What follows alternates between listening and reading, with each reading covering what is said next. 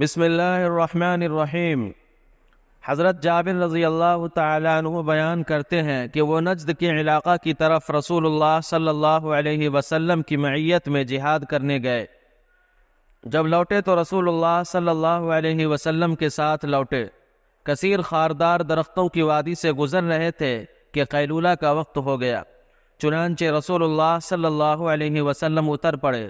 لوگ درختوں کے سائے میں منتشر ہو گئے۔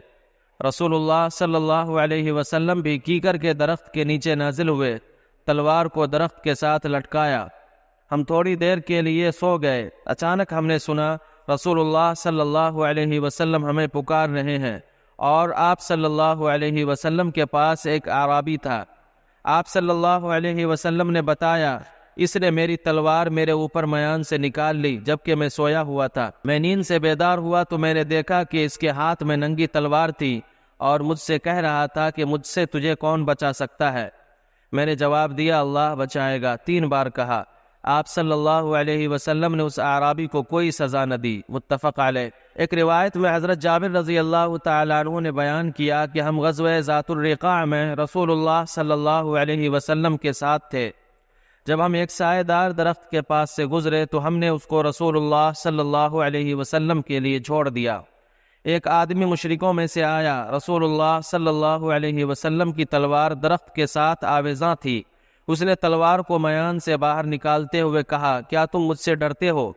آپ صلی اللہ علیہ وسلم نے کہا، نہیں۔ پھر اس نے کہا، تم کو مجھ سے کون بچا سکتا ہے؟ فرمایا، اللہ۔ چنانچہ تلوار اس کے ہاتھ سے گر گئی۔ رسول اللہ صلی اللہ علیہ وسلم نے تلوار کو پکڑتے ہوئے فرمایا، کون تجھ کو مجھ سے بچا سکتا ہے؟ اس نے کہا، آپ صلی اللہ علیہ وسلم بہترین پکڑنے والے بن جائیں۔ آپ صلی اللہ علیہ وسلم نے کہا، کیا تو اس بات کی گواہی دیتا ہے کہ اللہ کے علاوہ کوئی معبود نہیں اور میں اللہ کا رسول ہوں؟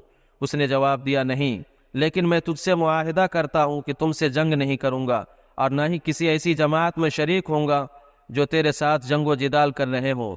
آپ صلی اللہ علیہ وسلم نے اس کو رہا فرما دیا۔ وہ اپنے ساتھیوں کے پاس آ کر کہنے لگا، میں بہترین انسان کے پاس سے تمہارے پاس آیا ہوں۔